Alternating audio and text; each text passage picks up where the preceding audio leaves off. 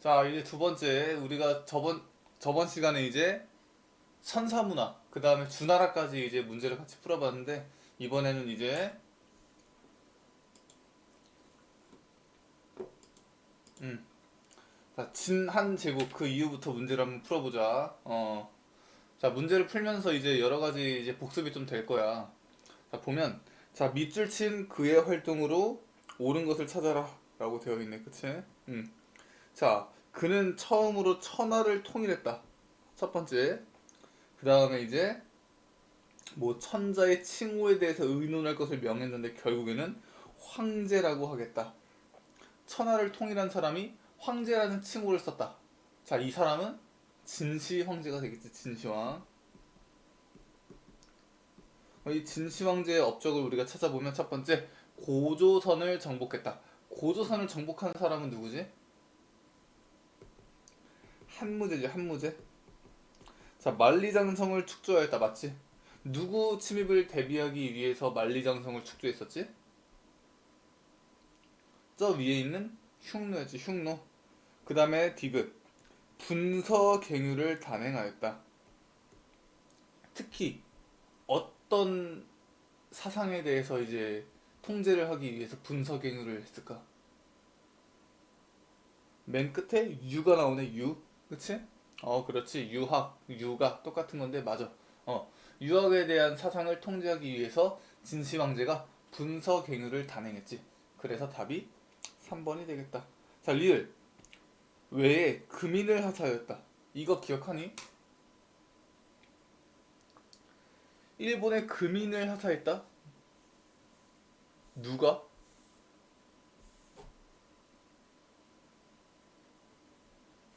이거 후한의 광무제, 후한의 광무제.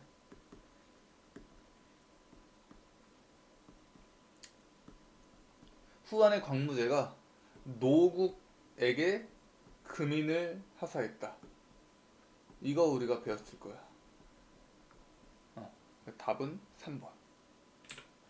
자, 가에 들어갈 대답으로 적절한 것은, 자, 내가 아까 얘기했지. 요즘 문제를 보면 선생님들이 굉장히 젊은데 옛날 이제 참고서 같은 거 보면 이 젊으신 건가?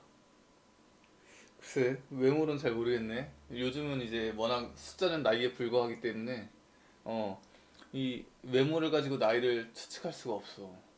근데 뭐 어쨌든, 자, 어쨌든 땡땡땡의 대외 정책하면서 이 황제는 무리한 대외 정복 활동으로 재정이 악화되자 소금과 철의 전매제, 균수법, 평준법을 시행해야 했다. 자, 그러면 이 황제는 누굴까? 한무제가 되겠네, 한무제. 그치? 자, 그러면 한무제의 대외 활동으로 적절한 것을 고르면 첫 번째, 고조선을 정복했다. 맞지? 이게 한무제의 업적이지. 두 번째, 흉노를 북쪽으로 몰아내었다. 한무제가 흉노랑 싸우기 위해서 월지로 월지로 막 장관 파견하면서 이제 왔다 갔다 하는 사이에 비단길도 이제 개척이 되었잖아. 이 월지로 파견한 이유가 뭐야? 저 위에 있는 흉노를 공격하려고. 그래서 실제로 뭐 위청, 곽거병 이런 장군들을 보내서 이 흉노를 공격을 했고 이 흉노가 위로 도망갔잖아. 그걸 얘기하는 거지. 자, 디귿. 베트남 지역에 안남 도호부를 설치하였다. 자, 도호부라는 세 글자가 나오네. 도호부. 이 도호부라는 거는 어떤 시대부터 쓰기 시작한 단어야?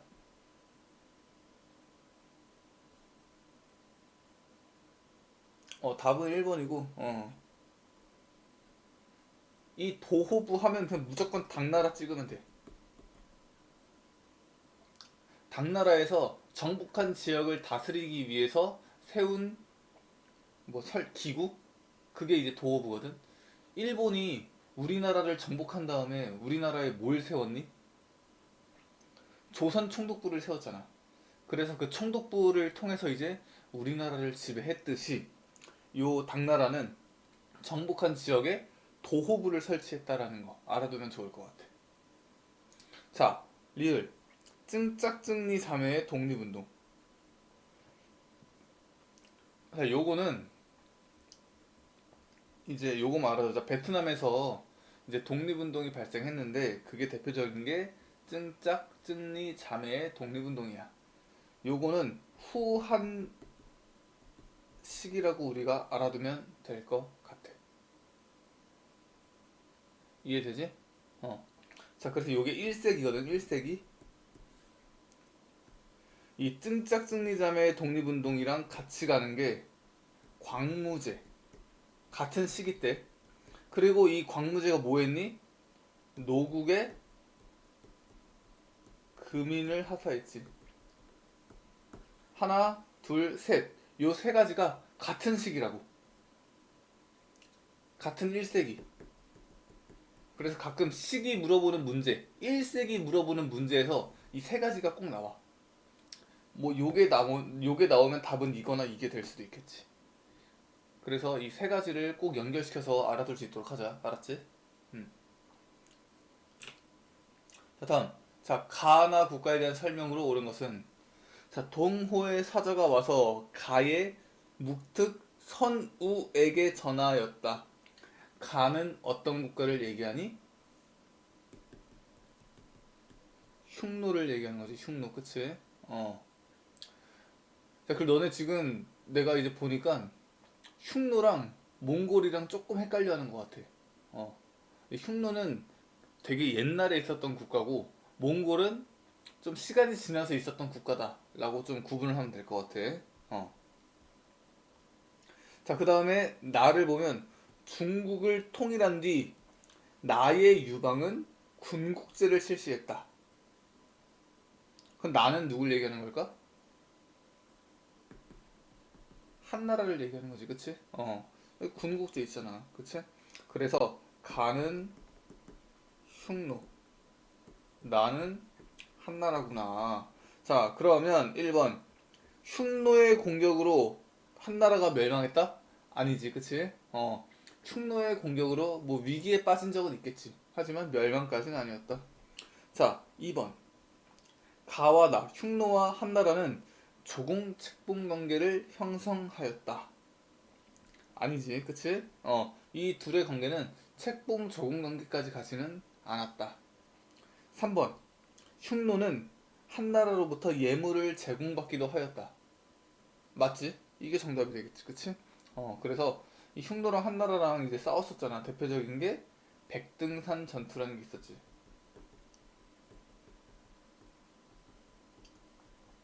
여기서 이제 한나라가 졌지. 그래서 예물 같은 거를 흉노에 갖다 바쳤겠지. 4번. 흉노의 공격으로 나는 호경에서 러양으로 천도하였다.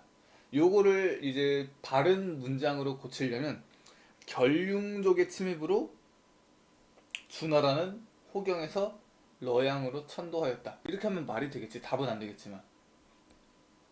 그리고 5번. 흉노를 막아내기 위해서 한나라는 만리장성을 축조하였다까지 하면 맞아. 근데 틀린 이유는 시작하였다잖아. 그치? 시작은 진시황제라고 우리가 보통 얘기를 많이 하지. 그치? 그래서 답은 3번이 되겠다. 다음. 자, 밑줄 친 황제에 대한 설명으로 옳은 것은 자, 이 황제 한번 읽어보고 너희들 한번 문제를 한번 풀어볼래? 너네들이? 이 황제는 누구고 그래서 답은 뭐일까?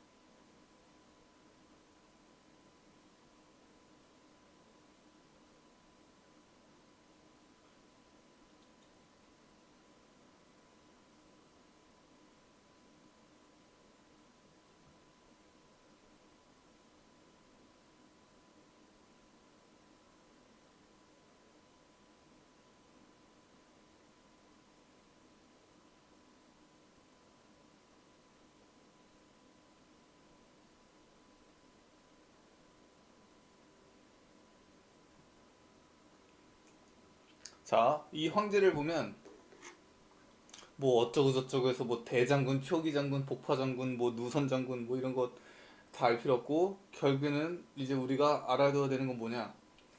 북쪽으로 흉노를 물리쳤다. 그리고 동쪽으로는 고조선을 정벌을 하였다. 그리고 여기에 뭐 낙랑군을 세웠다. 자, 고조선을 정벌하고 그 다음에 흉노를 몰아낸 이 황제는 한무제가 되겠지, 한무제. 자, 그리고 여기 흉노의 왼쪽 팔을 잘랐다고 했는데 이게 뭐냐면 흉노가 여기 있고 여기 한나라가 있잖아. 그러니까 이렇게 있으면 여기 흉노가 있고 여기 한나라가 있지, 그치? 여기 이제 고조선이 있었을 거 아니야, 그치? 자, 흉노 입장에서 얘 입장에서 이쪽을 바라보았을 때 왼쪽은 여기잖아, 그치? 고조선을 멸망시켰다, 이거를 흉노의 왼쪽 팔을 잘랐다라고 이제 표현을 한 거야. 어. 이런 표현들 가끔 나오긴 하는데 뭐 어쨌든 그렇구나 하면 되고. 그러니까 흉노 입장에서는 이제 밑으로 바라볼 거 아니야. 밑으로 많이 공격을 하니까, 그치? 그래서 그쪽의 왼쪽은 이제 여길 얘기한다. 자, 한무제고, 자, 토지 국유화를 추진하였다. 이거 누구니? 토지 국유화. 왕망이지, 왕망. 그리고 이 왕망이 한 게 토지 국유화 정책 말고도 노비 매매 금지. 근데 이게 호족한테 반발을 사서 이제 왕망의 신나라가 멸망하고 광무제의 후한이 다시 건립이 되었지. 자, 외왕에게 금인을 하사하였다. 이거 계속 나오네. 요거 광무제지, 광무제. 광무제는 후한이야, 후한. 3번 북방의 초원지대를 통일했다. 요거는 이제 흉노를 얘기하는 거야, 흉노. 그 다음에 염철 전매제, 소금과 철의 전매제, 이게 한무제의 업적이잖아. 답은 4번. 러양으로 도읍을 청하여 한나라를 다시 세웠다. 이것도 광무제. 그 답은 4번. 자, 신문 기사에 인구 이동이 일어나게 된 배경. 맞아. 한나라 때도 만리장성을 짓고 있었고, 그 다음에 삼국시대 등등등 계속해서 만리장성을 짓고 있었고, 그게 최종적으로 이제 만들어진 게 한 명나라쯤? 되게 오랫동안 계속해서 지은 거야. 계속해서.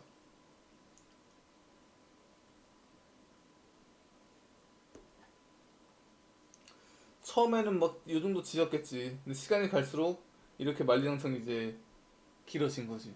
엄청난 거지, 만리장성이라는 건. 근데 이렇게 뭐 엄청난 시간을 들여서까지 이렇게 만리장성을 이제 축조했다는 거는 그만큼 중국 북쪽의 세력이 힘이 워낙 강했다는 거지. 그러니까 얘네들을 막기 위해서 계속 끊임없이 만리장성을 쌓은 거지. 자, 그래서 자, 다시 보면 인구 이동이 일어나게 된 배경, 한족의 대이동, 강남 개발이 촉진되다. 자, 한족의 이동이 활발하게 일어나고 있다. 특히 창장감 이남으로 이제 이동이 많이 이루어지고 있다. 그래서 사람들이 이 남쪽으로 이제 즉 여기 이 창장강 이남 지역으로 이동을 많이 하니까 강남 지역 개발이 되고 있다. 여기서 말하는 강남 지역은 뭐강 쪽에 강의 남쪽이란 소리야. 그래서 이 창장강 밑에 양쯔강 밑에 지역을 보통 강남 지역이라고 부른다. 우리도 강남 지역, 강북 지역 이런 거 있잖아. 거기서 말하는 강은 한강이지. 한강 남쪽이냐, 한강 북쪽이냐. 여기도 마찬가지로 강 남쪽을 강남 지역이라고 한다. 그래서 왜 이러한 인구 이동이 발생했는가? 그리고 여기 동진이라는 나라도 힌트로 주어지고 있지. 왜 그러겠어? 위에서 누가 내려왔으니까. 그럼 누가 내려왔겠니? 5호가 내려왔겠지. 5호. 그치? 5호가 내려와서 그 주변에 16개의 국가를 세웠고 이 시기를 우리는 5호 16국 시대라고 부른다. 그래, 조심히 가. 자, 그래서 답은 4번이 되겠네. 5호가 남하에서 화북 지역을 장악하였다. 그러니까 한족이 밑으로 내려갔겠지. 답은 4번이 되겠고, 자, 황소의 난이 나타나네. 자, 우리가 시험 범위 안에서 우리가 배우는 그 반란은 총 세 가지가 있었어. 첫 번째가 진승 오광의 난이 있고, 두 번째는 황건적의 난이 있고, 세 번째 황소의 난. 이렇게 우리가 세 가지를 배웠어. 자, 그런데 이 진승 오광의 난으로 인해서 멸망한 나라는 진나라고, 황건적의 난으로 인해 멸망한 나라는 한나라, 그리고 황소의 난으로 멸망한 나라는 당나라. 이렇게 우리가 꼭 구분을 해 놓아야 한다. 이거 되게 중요해. 자, 그렇다면 황소의 난이 발생하였다. 이거는 당나라를 얘기하는 거고, 그 다음에 이 황소의 난이 발생한 배경을 보자면 안사의 난 이후에 국가 체제가 무너지면서 농민들의 삶이 굉장히 살기 힘들어졌다. 그래서 황소의 난이 발생했다 라고 보면 되고, 두 번째, 청나라가 베이징을 점령했다. 아직 배우지 않은 부분이지. 거란이 연운 16주를 차지하였다. 이것도 아직 우리가 배우지 않았고, 그 다음에 토번이 비단길을 장악해서 세력을 확장하였다. 이거는 우리가 배운 내용이지만 이 인구 이동과는 거리가 멀겠지. 답은 4번이 되겠다.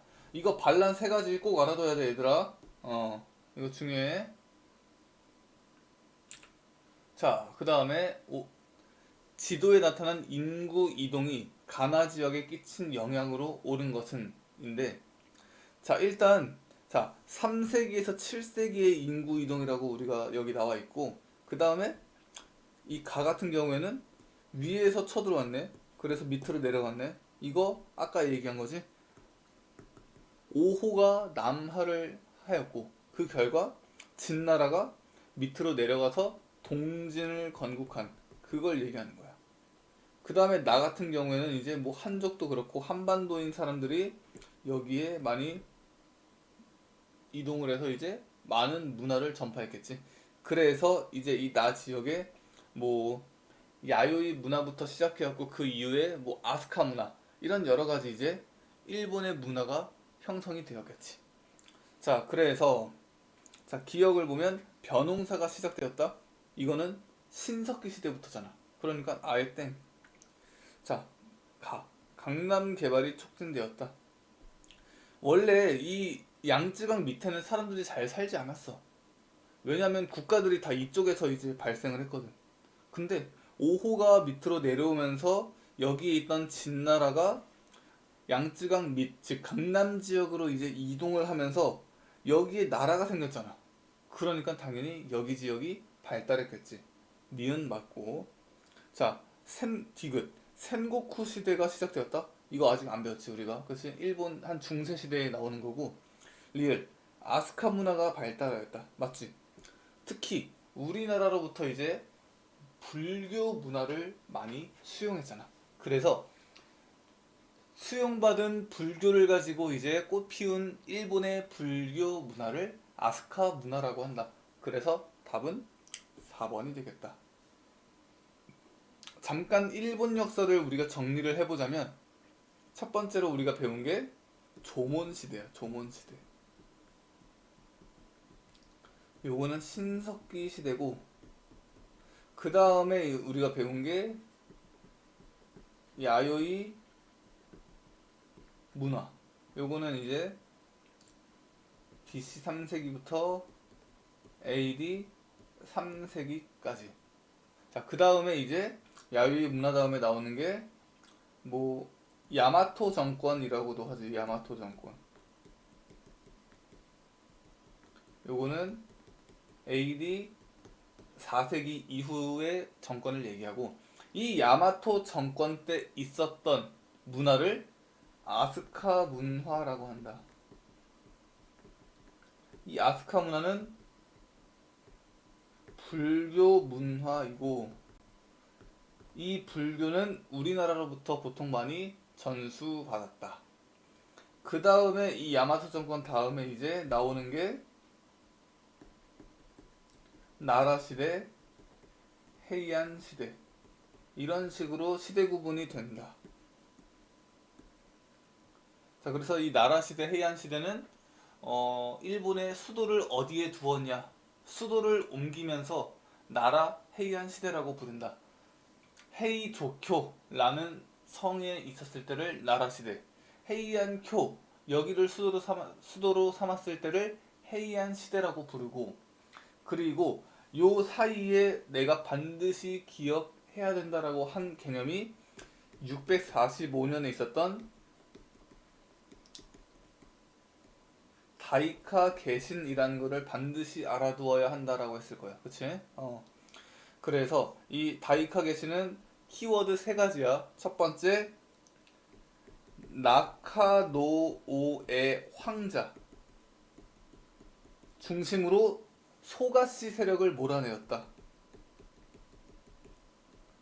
그 다음에 중앙 집권화를 추구했다.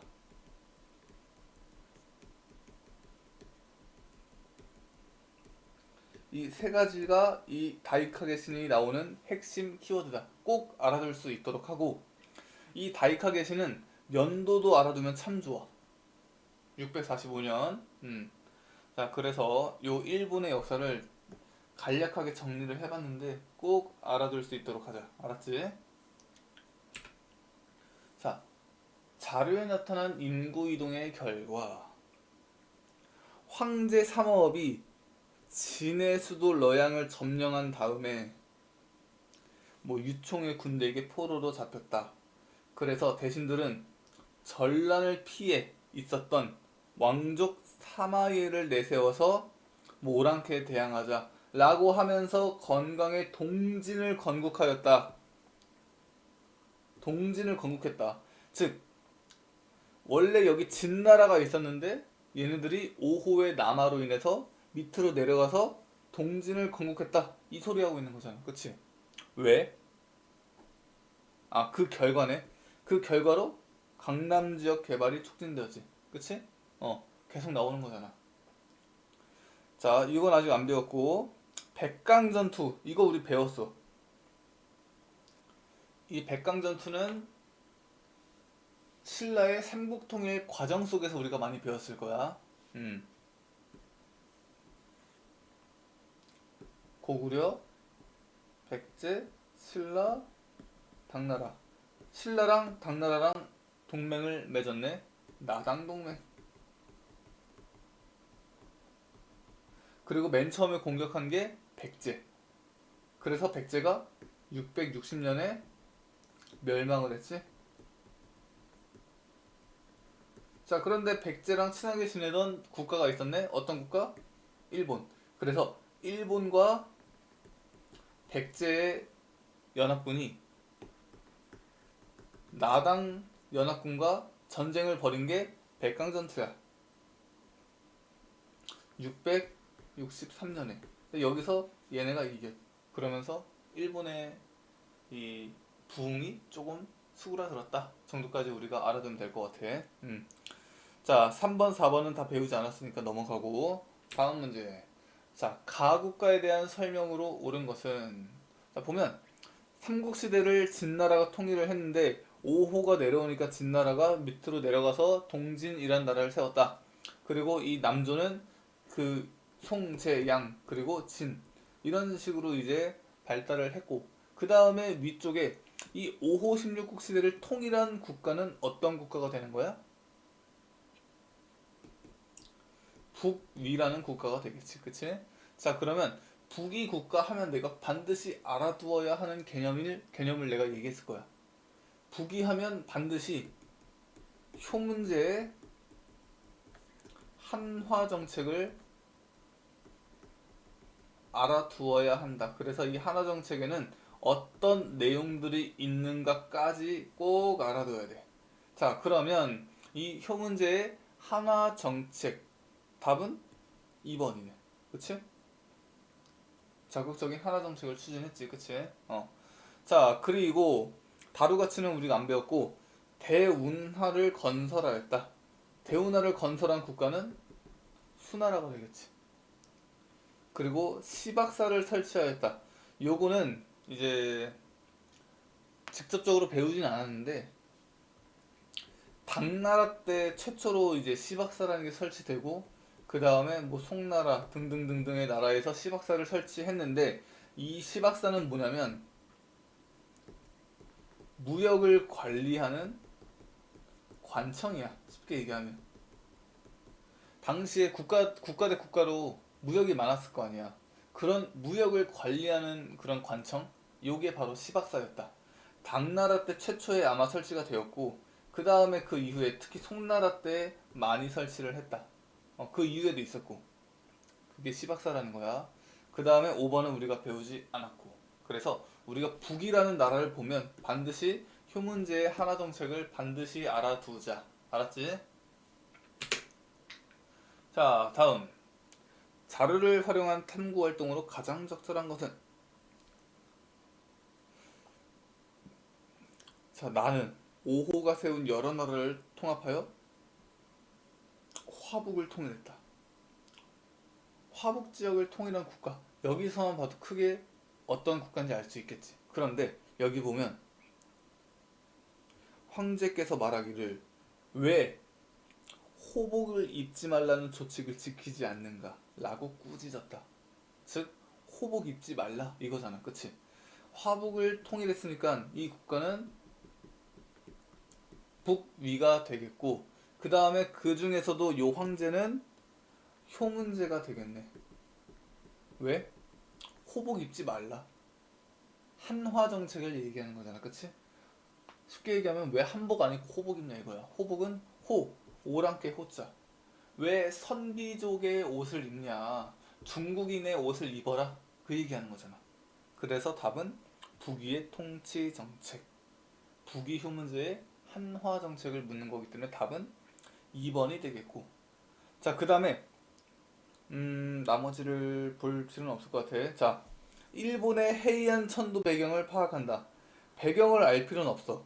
그런데 헤이안으로 천도한 이 시기부터를 일본이 헤이안 시대라고 부른다. 그러면 천도하기 전에는 나라 시대였겠지, 그치? 그래서 요것도 알아두면 좋을 것 같아. 헤이안 천도는 헤이안 시대를 얘기한다. 자, 가왕조. 수나라를 이은 통일 왕조 가.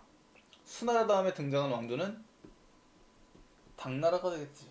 자, 그럼 당나라와 관련된 걸 찾아보면 답은 5번이네. 신라와 연합해서 나당 연합군으로 백제를 멸망시켰다. 까지 우리가 배웠지. 헤이조큐를 건설하였다. 그래서 나라 시대가 시작이 되었지. 그치? 나라 시대는 헤이조, 쿄. 그 다음에 헤이안 시대는 헤이안 쿄를 연결시켜주면 될 것 같아. 그 다음에 최고 통치자를 선우라고 불렀다. 요거는 흉노를 얘기하지. 흉노. 답은 5번. 자, 가에 들어갈 내용으로 가장 적절한 것은 인구 이동과 교류의 증대.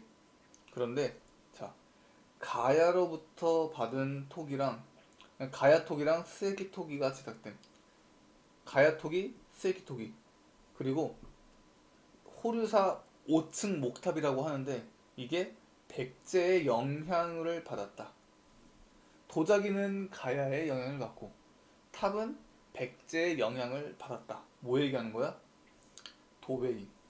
일본으로 건너간 사람들의 활동과 이로 인해서 발생한 일본의 문화를 묻는 거겠지. 그치? 답은 5번. 그 중에서도 이 일본의 고대 문화를 우리는 아스카 문화라고 한다. 아스카 문화는 불교 문화를 얘기하고 화북지방의 부기와 호환융합 이거를 개념적으로 설명하면 효문제의 한화 정책이 되겠지. 그치? 자, 다음 가 국가에서 볼 수 있던 모습으로 가장 적절한 것은 자, 가 국가는 어떤 국가인가? 자, 가의 도성인 상경성. 상경성이 수도네. 이걸 통해서도 우리가 알 수 있고, 두 번째, 이 상경성은 당나라의 장안성을 모방했다. 그러니까 가는 일단 당나라는 아니야. 당나라의 장안성을 모방했으니까. 당나라의 장안성을 모방한 대표적인 국가는 발해와 일본이 있어. 근데 그중에 여기 문왕이라는 것도 나오고, 발해의 수도가 상경성이었지. 그래서 가는 상경성이 되고, 발해와 관련된 내용을 찾으면 답은 5번. 발해에서 있었던 최고 교육기관을 주자감이라고 하지. 그치? 자, 그 다음에 4번의 독서 선풍가는 신라. 그리고 여기 다이호 율령, 신기관. 이거는 일본을 얘기한다. 일본. 이 다이호 율령이 뭐냐면, 율령은 법이라는 거야. 법. 근데 이 아까 645년에 다이카게 신이 발생했고, 이 다이카게 신을 통해서 중앙 집권화를 추구했다라고 했잖아. 그래서 이 이후에 701년쯤에 일본에서 법을 반포해. 그게 다이호 율령이라는 거야. 요거 알아둘 수 있도록 하고, 그 다음에 요 신기관. 일본은 당나라의 삼성 육부를 받아들였지. 근데 그냥 받아들이는 게 아니라 이관 팔성제로 받아들였는데, 이 두 개의 관 중에 첫 번째가 신기관, 그 다음에 두 번째가 태정관. 그래서 이런 신기관, 태정관, 혹은 여기 성이라고 돼 있잖아. 땡땡성. 이런 단어들을 보면 아, 이거는 일본이 아닐까? 일본이구나. 이렇게 우리가 꼭 캐치를 잘 할 수 있어야겠다. 특히 어려운 문제 같은 경우에는 이런 땡땡성, 뭐 식부성 등등 이런 성을 가지고 이제 묻는 문제도 가끔 나온다. 자, 다음. 자, 다음 외교 관계에 대한 설명으로 옳지 않은 것은, 자, 중원 국가가 지배권을 인정해주고 그 대신 주변국은 형식적으로 황제를 존중해 준다. 이 외교 관계를 우리는 조공 책봉 관계, 책봉 체제라고 우리가 부른다고 얘기했을 거야. 그치? 자, 그러면 자, 이 조공 책봉 체제, 상나라 때 처음 만들어진 게 아니라 주나라 때 처음 만들어졌지. 봉건제도 실시하면서. 답은 1번. 나머지는 다 맞는 거야. 요 조공책공 체제는 실질적인 지배와 종속을 의미하는 게 아니지. 왜? 여기 나와 있잖아. 형식적인 거라고.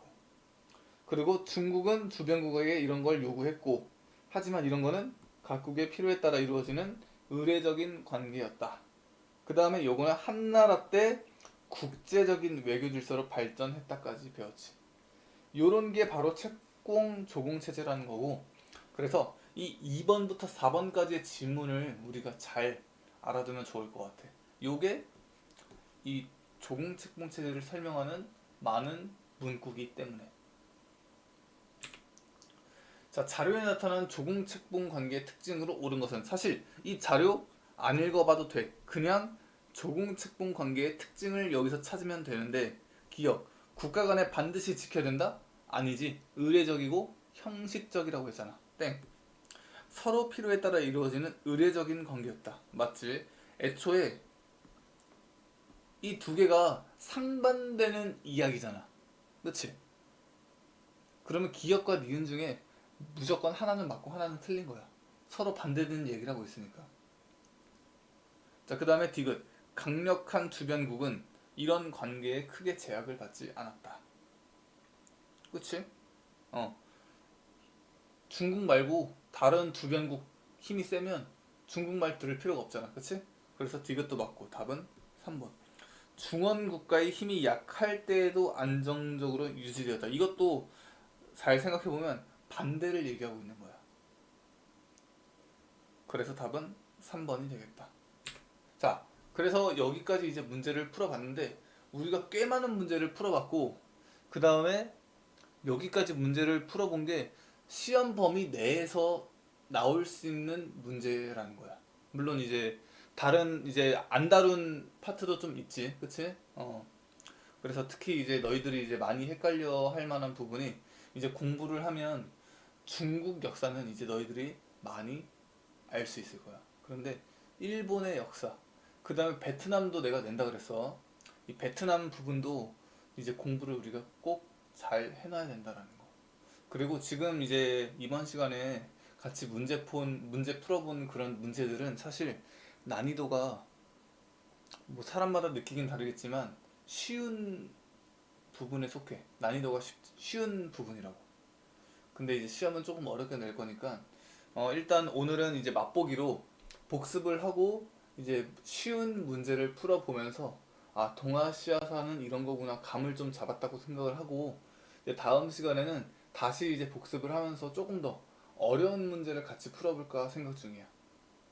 그래서 이제 일단 이번 시간은 여기까지 하고 다음 시간은 또 어떻게 될지 온라인 수업 어떻게 진행할지 또 내가 이제 그 단톡방에 공지를 할 테니까 그 공지를 통해서 다음 수업 때 또 볼 수 있도록 하자. 자, 오늘 수업 듣느라 굉장히 고생 많았고 오늘 수업은 여기까지 할게. 고생했어.